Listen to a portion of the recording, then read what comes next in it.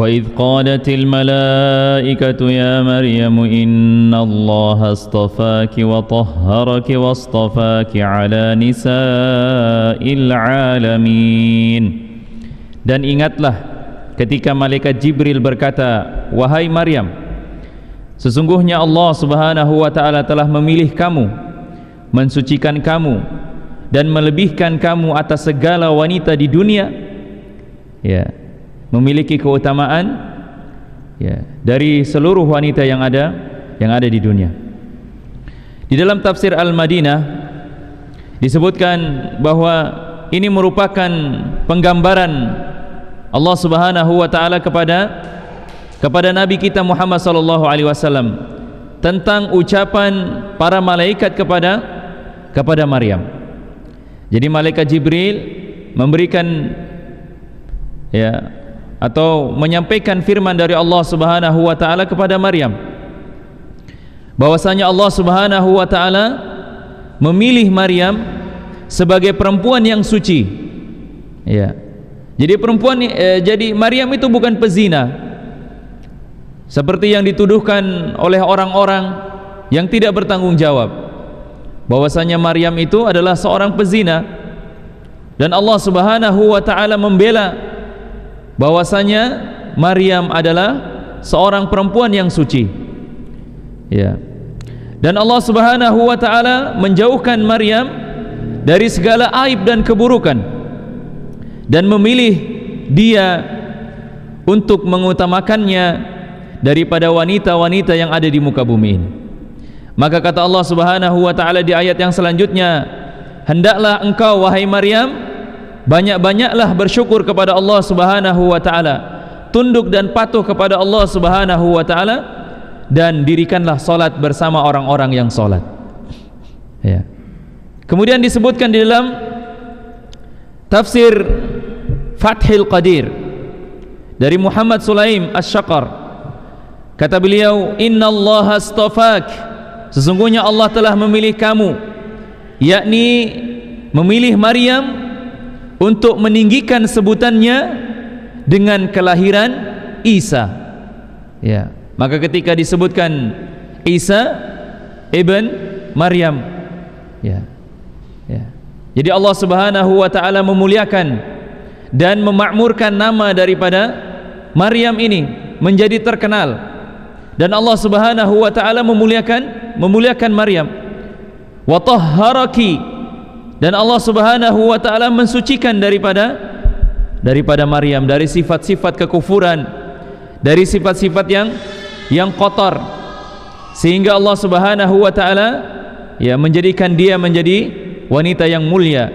Wastafaki ala nisa'il alamin, dan melebihkan keutamaan kepada dia dari segala wanita yang ada di muka bumi ini, sebagaimana yang disabdakan oleh Nabi kita Muhammad sallallahu alaihi wasallam tentang keutamaan Maryam.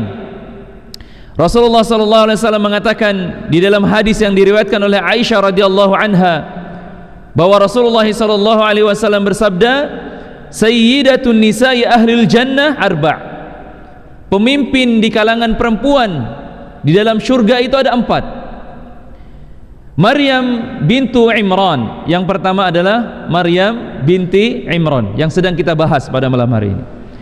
Kemudian yang kedua, wa Fatimatu bintu Rasulillah sallallahu alaihi wasallam, yang kedua adalah Fatimah, ya, anak dari Rasulullah sallallahu alaihi wasallam. Wa Khadijatu bintu Khuwailid, yang ketiga adalah Khadijah, istri Rasulullah sallallahu alaihi wasallam. Kemudian yang keempat adalah wa Asiyah, Asiyah istri Fir'aun. Jamaah sekalian, bayangkan, kenapa bisa istri Fir'aun menjadi wanita terhebat, ya? Kenapa? Padahal Fir'aun adalah seburuk-buruk manusia yang pernah ada di muka bumi ini. Tidak ada manusia yang lebih buruk daripada Fir'aun. Kenapa demikian? Karena di antara satu-satunya orang yang berani mengatakan dirinya adalah Tuhan hanya Fir'aun. Ya, hanya Fir'aun, jamaah sekalian. Akan tetapi Allah Subhanahu wa ta'ala memuliakan istrinya, Jadi kesolehan seorang istri itu tidak tergantung suaminya.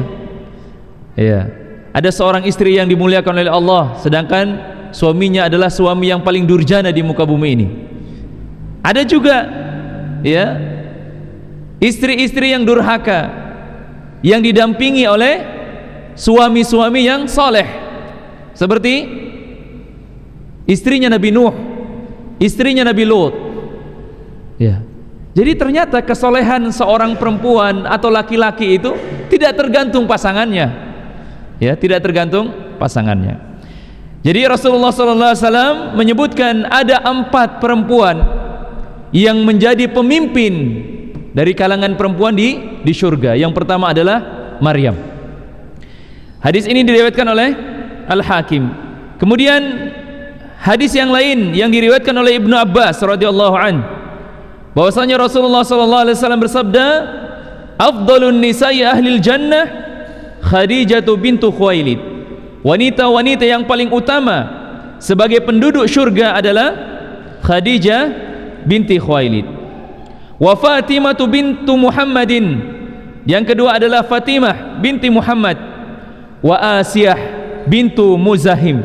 Dan Asiyah binti Muzahim, istri daripada Fir'aun. Ya. Wa Maryamu bintu Imran, dan Maryam binti Imran. Ya, ini seperti yang diriwayatkan oleh hadis yang sebelumnya, yaitu ada 4 perempuan yang menjadi pemimpin ahlu surga dari kalangan wanita. Dalam riwayat yang lain dari hadis Bukhari dan Muslim, khairu nisaiha Maryamu bintu Imran wa khairu nisaiha Khadijah. Wanita terbaik yang pernah ada ialah Maryam putri Imran dan Khadijah binti Khuwailid. Ya, makanya jamaah sekalian, ya, hendaklah perempuan-perempuan ahli surga ini dibaca sejarahnya. Ya.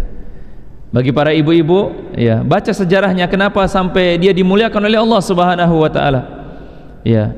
Bukankah kita menginginkan, ya, menjadi istri yang saleh yang dimuliakan oleh Allah Subhanahu wa taala?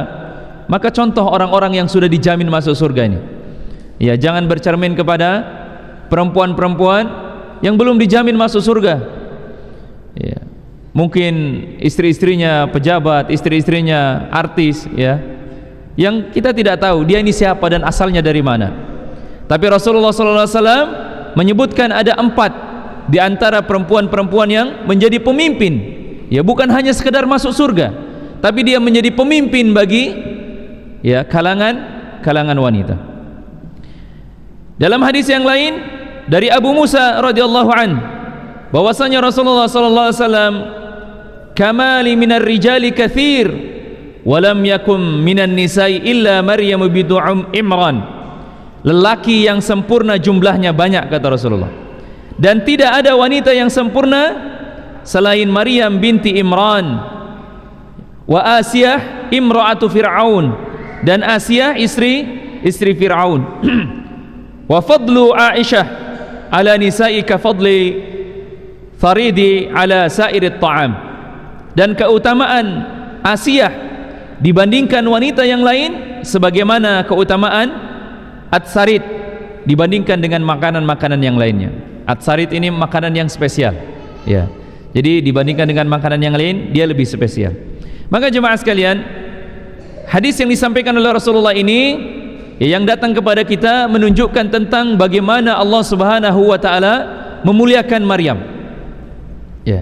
Di dalam Al-Qur'an Allah Subhanahu wa taala sudah menyebutkan, innallaha astafaki, sesungguhnya Allah telah memilih engkau wahai Maryam, wa tahharaki, dan mensucikan engkau wahai Maryam, wastafaki ala nisa'il alamin, dan memilih engkau atas segala wanita yang ada di dunia. Jemaah kaum muslimin muslimat rahimani wa rahimakumullah, di ayat yang selanjutnya Allah Subhanahu wa taala berfirman, ya Maryam qunuti li rabbiki wasjudi warka'i ma'ar raki'in. Maka wahai Maryam, dengan kenikmatan kemuliaan yang sangat besar ini, maka hendaklah engkau tunduk patuh kepada Allah Subhanahu wa taala, sujud dan rukuklah bersama orang-orang yang rukuk. Ya. Di dalam tafsir Fathul Qadir disebutkan bahwa yang dimaksudkan dengan khusyuk di sini adalah menjalankan ibadah salat dengan berdiri yang panjang, ya, berdiri panjang, lama berdirinya, ya, dengan membaca bacaan. Jadi ternyata jemaah sekalian, ibadah salat itu bukan hanya disyariatkan kepada umat Islam saja, tapi orang-orang sebelum kita sudah disyariatkan untuk salat. Buktinya apa? Ini di zaman Maryam, di zaman Nabi Zakaria sudah disyariatkan yang namanya salat.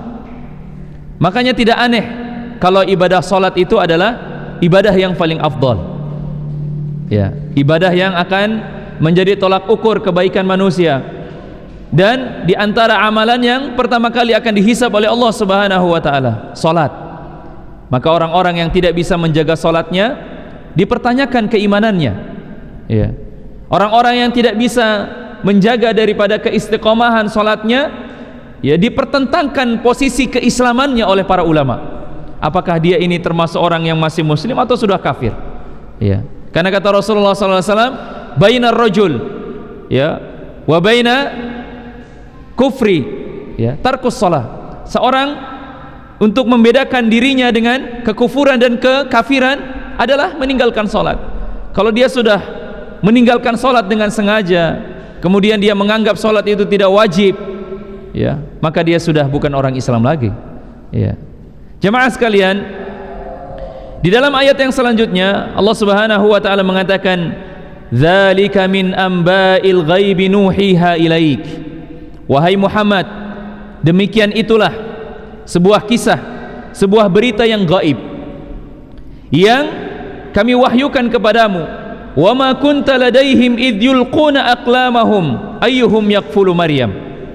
Dan engkau wahai Muhammad tidak ada pada saat itu, tidak hadir ketika orang-orang soleh dari kalangan rahib-rahib mereka itu melemparkan pensil, pena-pena mereka untuk berlomba-lomba siapa di antara mereka yang, ya, mendapatkan bagian untuk membesarkan Maryam, ya. Jadi mereka berlomba jemaah sekalian untuk, ya, membesarkan daripada Maryam ini sendiri. Jadi Allah Subhanahu wa taala memberikan kabar yang tidak diketahui oleh Rasulullah sallallahu alaihi wasallam. Ini menunjukkan bahwa Rasulullah itu tidak mengetahui hal-hal gaib kecuali apa yang diberitakan oleh Allah Subhanahu wa taala, ya. Tidak seperti para dukun, ya, yang merasa dirinya mengetahui hal-hal gaib, ya. Nabi kita Muhammad sallallahu alaihi wasallam dia tidak mengetahui hal yang gaib kecuali apa yang diberitakan oleh Allah Subhanahu wa taala kepada beliau.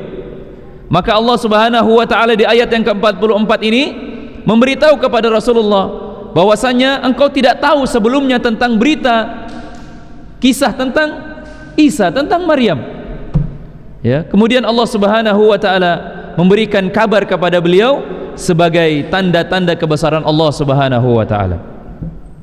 Kemudian di ayat yang selanjutnya jemaah sekalian, Allah Subhanahu wa taala berfirman, "Idz qalatil malaikatu ya Maryam, innallaha yubashshiruki bikalimat minhu al-masihu Isa bin Maryam." Ketika malaikat berkata, "Wahai Maryam, sesungguhnya Allah Subhanahu wa taala menggembirakan kamu dengan kelahiran seorang putra yang diciptakan dengan kalimat yang datang dari Allah Subhanahu wa taala. Namanya adalah Al-Masih Isa ibn Maryam." Kata Allah Subhanahu wa taala, "Wajihan fid dunya wal akhirah." Dia adalah seorang yang terpandang di bumi dan di akhirat. Wa minal muqarrabin, dan dia termasuk orang-orang yang dekat dengan Allah Subhanahu wa taala. Jemaah sekalian, di antara para nabi dan para rasul yang sampai hari ini masih hidup hanyalah Nabi Isa alaihi salatu wassalam. Nabi Isa diangkat oleh Allah Subhanahu wa taala, ya, yang nantinya akan turun kembali ke muka bumi ini menumpas keburukan dan kezaliman yang datang dibawa oleh Al-Masih Ad-Dajjal.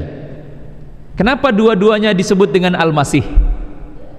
Al-Masih Isa, Al-Masih Ad-Dajjal. Kenapa disebut Al-Masih? Ya. Di dalam tafsir Fathul Qadir disebutkan bahwa kenapa Isa disebut Al-Masih? Makna Al-Masih disebutkan oleh para ulama, maknanya hampir 40 yang menyebutkan tentang Al-Masih. Secara bahasa, Al-Masih berasal dari kata masaha yamsahu, artinya menghapus, ya, atau mengusap. Karena salah satu mukjizat yang diberikan oleh Allah Subhanahu wa taala kepada Nabi Isa alaihi salatu wasalam, bahwa beliau dapat menyembuhkan orang yang buta hanya sekedar mengusap saja. Makanya disebut Al-Masih, diusap. Meskipun dia buta dari lahir, diusap oleh beliau langsung bisa melihat. Kemudian beliau bisa menyembuhkan orang yang kena penyakit baros, penyakit kulit, hanya dengan diusap saja. Ya. Bahkan beliau dengan izin Allah Subhanahu wa taala dapat membangunkan orang yang mati seperti membangunkan orang yang tidur. Ya, ketika ditantang oleh Bani Israel, ya, bahwasanya ketika ya Nabi Isa alaihi salatu wasallam berdakwah kepada bangsa Bani Israel itu, ya, Nabi Isa ditantang untuk menghidupkan orang yang mati. Ya, yang sudah mati berpuluh-puluh tahun. Kemudian kata Isa, wahai fulan, bangun. Tiba-tiba orang yang mati itu langsung bangun, ya, atas izin Allah Subhanahu wa taala tentunya. Ini adalah antara mukjizat. Kenapa Nabi Isa disebut sebagai Al-Masih? Lalu kenapa disebut dengan Al-Masih Ad-Dajjal? Karena Dajjal juga diberikan kelebihan oleh Allah Subhanahu wa taala sebagai ujian orang-orang di masa akhir zaman. Karena dia dengan izin Allah Subhanahu wa taala bisa mendatangkan hujan hanya dengan usapan tangannya. Bisa merubah pasir menjadi makanan hanya dengan ucapan atau usapan tangannya saja. Bahkan bisa menghidupkan orang yang mati. Meskipun itu hanya sebagai apa namanya? Syubbihalahu, hanya di apa namanya? Apa ya? Apa bahasa Indonesianya ya? Hanya penyerupaan saja. Sebenarnya bukan orang yang mati yang dihidupkan, tapi jin yang menyerupai orang yang mati. Ya. Kemudian dihidupkan, seolah-olah dihidupkan. Kemudian mengatakan kepada orang-orang yang ada di situ, ya, wahai fulan, ya, sesungguhnya dia adalah Tuhan, maka sembahlah dia. Nah, itu nanti seperti itu. Ya. Orang-orang yang sudah meninggal dunia akan dihidupkan oleh Dajjal. Tapi sesungguhnya bukan orang yang sedang mati itu yang dihidupkan, tapi itu adalah penyerupaan daripada jin-jin yang menyuruh kepada manusia agar menyembah Dajjal. Inilah yang disebut dengan Al-Masih. Dan ada makna-makna yang lainnya jemaah sekalian. Kenapa disebut dengan Al-Masih?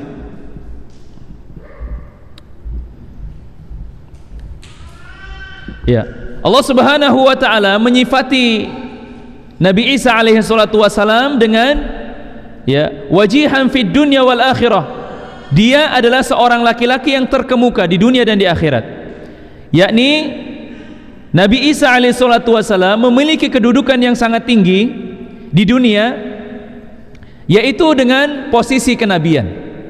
Ya, posisi kenabian, dan di akhirat Allah Subhanahu wa taala memberikan posisi dan kedudukan yang tinggi kepada Nabi Isa alaihi salatu wasalam dengan diberikannya izin untuk memberikan syafaat kepada umatnya.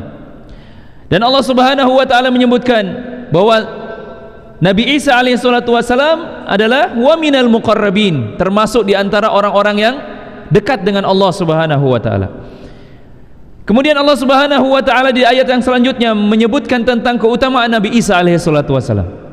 Kata Allah Subhanahu wa taala, wa yukallimun nasa fil mahdi wa kahla wa minas salihin.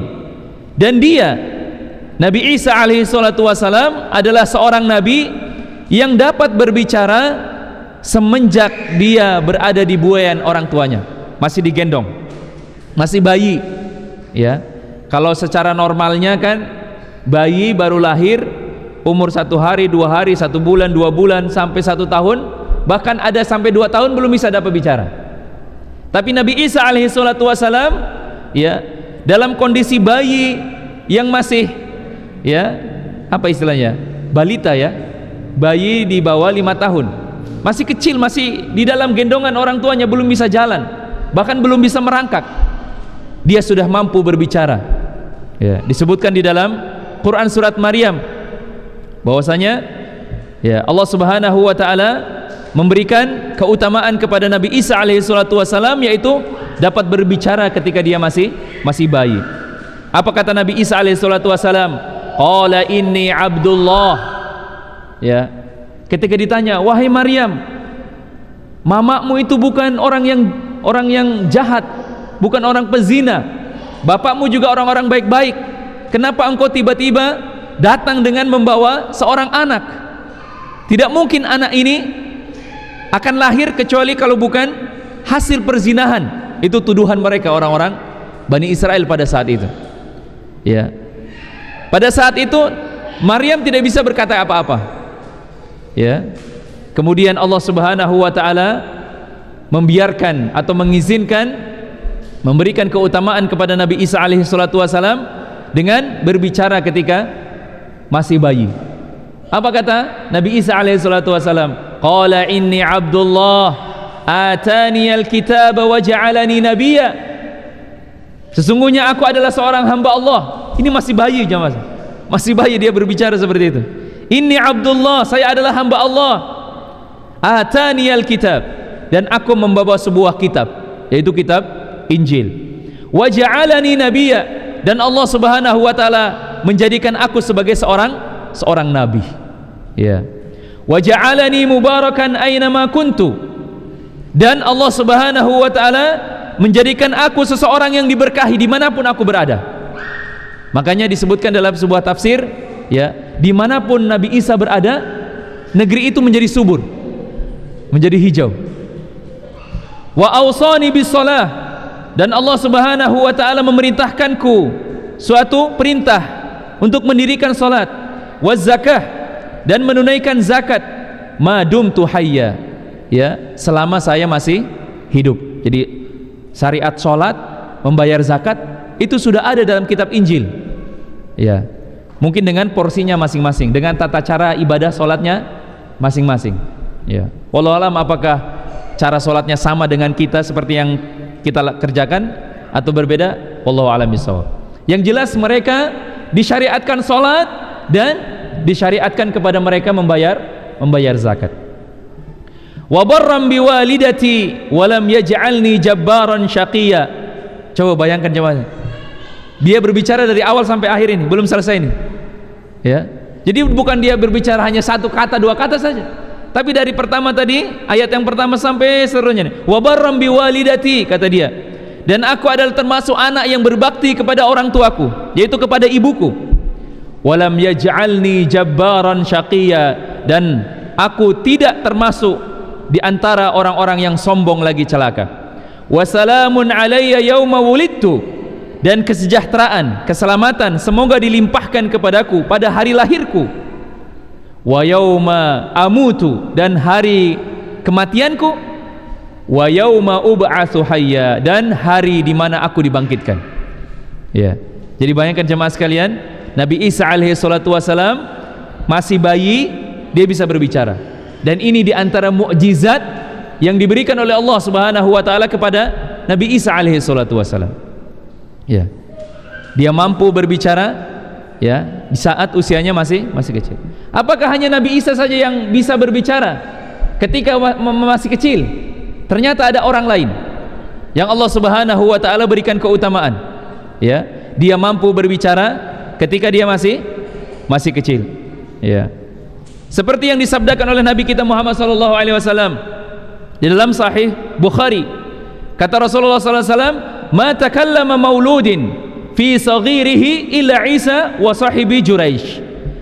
Ya, kata Rasulullah, tidak ada seorang anak yang masih bayi yang mampu diberikan kelebihan oleh Allah Subhanahu wa taala untuk bicara kecuali Nabi Isa alaihi salatu wasalam dan, ya, ashabu Juraish, sahabatnya Juraij.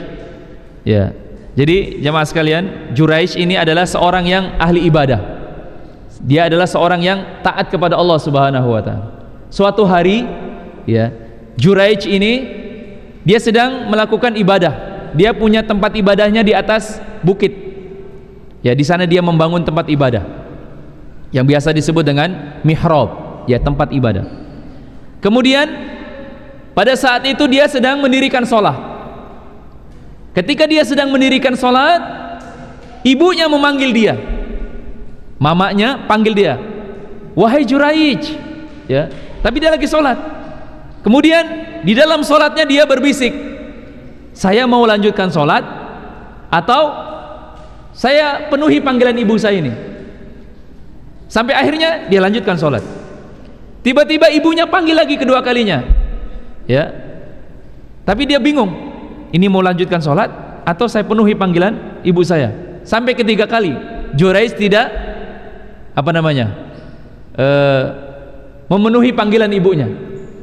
Kemudian kata ibunya, wahai Juraij, mudah-mudahan engkau ditimpakan satu musibah yang engkau akan ditertawakan oleh para pezina. Itu doa ibunya bagi dia. Dan hingga akhirnya ada seorang pezina, seorang perempuan pezina membawa anaknya, ditaruhlah di dekatnya Juraij, ya, sehingga dia mengadu kepada seorang raja. Akhirnya Juraij yang di mata orang-orang pada saat itu adalah ahli ibadah, ya, berubah semua persepsi orang pada saat itu. Oh, ternyata Juraij ini adalah seorang pezina juga. Hingga akhirnya mereka menyeret daripada Juraij. Jadi Juraij mendapat fitnah dari seorang pezina ini. Diikatlah tangannya di lehernya, kemudian diarak di kampung itu, sehingga ditertawakan oleh para pezina-pezina yang ada di kampung itu. Tapi pada saat itu Juraij tidak sedih, justru dia malah tertawa. Dia bilang, ternyata doa ibu saya langsung dikabulkan oleh Allah Subhanahu wa taala. Hingga akhirnya ditanyalah si Juraij ini. Kata raja, dia bilang, engkau sudah melakukan suatu perkara yang merusak daripada, ya, persepsi orang terhadap dirimu, ya, hingga akhirnya orang-orang benci kepadamu. Engkau sudah dituduh berzina. Engkau sudah, ya, berzina dengan seorang wanita. Kemudian kata Juraij, di mana perempuan itu dan di mana anak yang dilahirkan oleh perempuan itu? Kata seorang raja itu mengatakan, itu lagi di pangkuan ibunya. Kemudian Juraij bertanya kepada anak yang masih bayi itu. Dia bilang, wahai fulan, siapa bapakmu? Ditanya anak bayi tadi itu. Kemudian anak bayi itu langsung bicara. Kata anak bayi itu, sesungguhnya bapakku adalah si fulan, si penggembala sapi. Jadi bukan Juraij bapaknya. Ya, tapi kejadian itu karena orang-orang sudah marah kepada Juraij, ya, yang sebelumnya tempat ibadahnya itu dirobohkan karena kecewa dengan Juraij. Setelah kejadian itu raja minta maaf. Dia bilang, oh, ternyata engkau bukan seperti apa yang dituduhkan. Bagaimana kalau tempat ibadahmu itu saya bangun dari bebatuan yang dilapisi emas? Kata Juraij, saya tidak mau seperti itu. Bagaimana kalau saya lapisi perak? Kata Juraij, tidak, saya tidak mau. Lalu apa maumu? Bangunlah tempat ibadahku seperti sebelumnya engkau menghancurkannya. Maka dibangunlah. Jadi jemaah sekalian, ada selain Nabi Isa alaihissalatu wassalam yang seorang bayi itu dapat berbicara.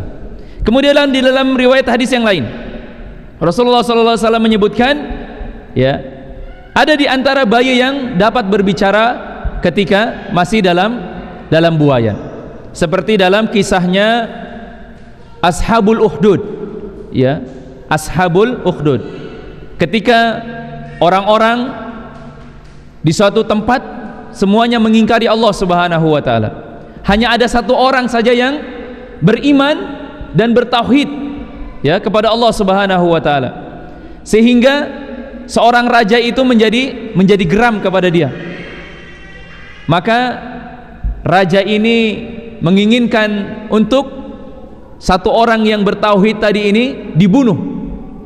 Dengan cara apa? Dengan cara ditenggelamkan di laut. Tapi kata orang tadi, wahai raja, sekali-kali engkau tidak bisa membunuh saya, ya, kecuali dengan sesuatu yang dikabarkan oleh Allah Subhanahu wa taala. Ditenggelamkan di dalam laut, diikat, ditaruh batu, ditenggelamkan. Ketika orang yang menenggelamkan sampai di darat, orang yang ditenggelamkan tadi sudah ada di darat lagi. Ya. Kemudian kata raja, bawa dia ke gunung, jatuhkan dari tempat ketinggian. Ya, dibawalah ini sama tentara, dibawa ke gunung, diikat, dijatuhkan ke jurang. Ya. Ketika tentara-tentara ini sampai di kota, laki-laki itu ada di sana lagi. Kemudian kata dia, wahai raja, engkau tidak bisa membunuhku kecuali engkau membunuh dengan panah yang ada yang saya bawa di belakangku ini, dan engkau memanahku dengan mengucapkan dengan nama Allah, bismillah, ya, dengan nama Allah Tuhan si fulan ini, menyebutkan seperti itu baru engkau bisa membunuh saya. Ya. Kemudian karena saking jengkelnya raja ini, dibunuh seperti ini tidak bisa, seperti ini tidak bisa, akhirnya dia mengikuti saran dari orang tersebut ini. Akhirnya dipanggillah orang-orang, ya, kemudian diikat di tanah yang lapang, kemudian disaksikan oleh orang-orang yang ada di kampung tersebut, di kota tersebut, hingga akhirnya raja mengambil busur dan anak panahnya. Kemudian raja itu mengatakan apa? Bismillah, atas nama Tuhan si fulan ini. Kemudian dipanah, ya, sehingga terkenalah panah itu pada badan orang tersebut sehingga meninggal dunia. Ketika orang itu meninggal dunia, orang-orang di situ baru sadar, ternyata Tuhan yang selama ini kita sembah itu keliru, salah. Tuhannya si fulan ini yang mati itu yang benar. Karena raja berulang-ulang kali membunuh si fulan ini tidak mampu. Ditenggelamkan di laut tidak bisa, dibuang di gunung tidak bisa, ya. Tapi ketika menyebut nama Tuhan si anak tadi itu, si fulan tadi itu, maka dia meninggal dunia. Berarti Tuhannya si fulan lebih benar daripada Tuhannya si raja. Hingga akhirnya orang satu kota itu masuk kepada agama tauhid. Hingga akhirnya raja ini murka. Sehingga dia mengatakan orang-orang yang mengikuti agamanya si fulan ini harus dibunuh. Maka dinyalakanlah api.